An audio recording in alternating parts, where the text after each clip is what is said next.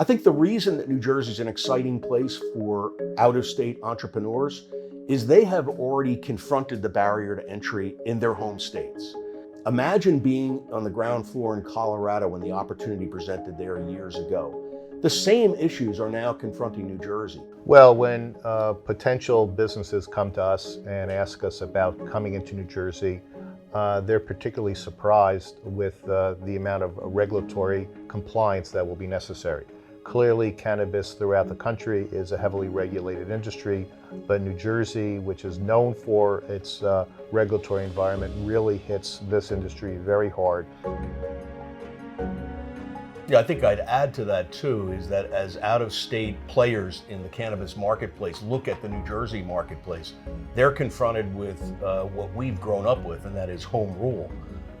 We know that the creation of this business is at its first level going to have to be sanctioned at the state level, but then it's going to be fought in the trenches, and it's going to be necessary to secure allies both at the local and the county level to actually position these businesses so that they're close enough to the consumer so that they can be viable.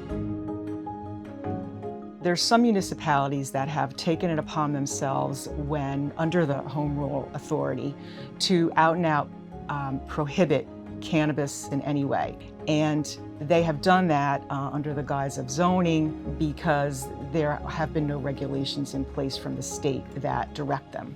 The outright ban, I don't think works for municipalities or for companies, and I don't think that it's an end game. I think that there's room certainly for discussion, and I don't think our legislature is really going to allow that outright ban. The challenge of providing cannabis locally to folks and in an environment where we have home rule is not something new.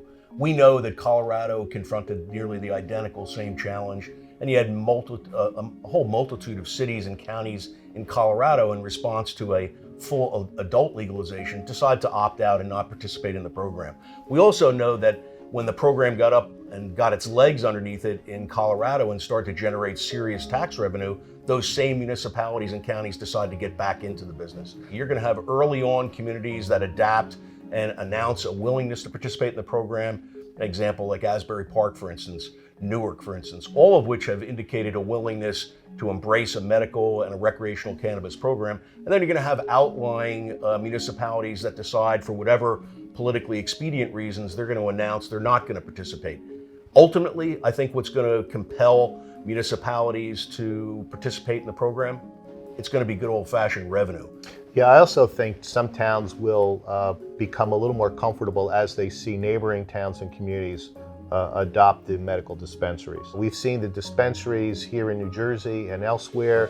They're very high-end, they're very nice. It's not the old head shop with the beaded curtains and the black lights. These are real retail establishments that take pride in their space, they take pride in their employees, they take pride in the product they're selling, and they intend to be good neighbors as well. If a cannabis entity wants to go into a municipality and believes that they have a place to play or something to offer to that municipality, they need to make that clear. We've seen in talking to some of the national companies, they know for the most part what they don't know, which is refreshing. And so they're coming to us and say, we don't know the New Jersey market, we don't know these communities, we don't know the leadership in these counties.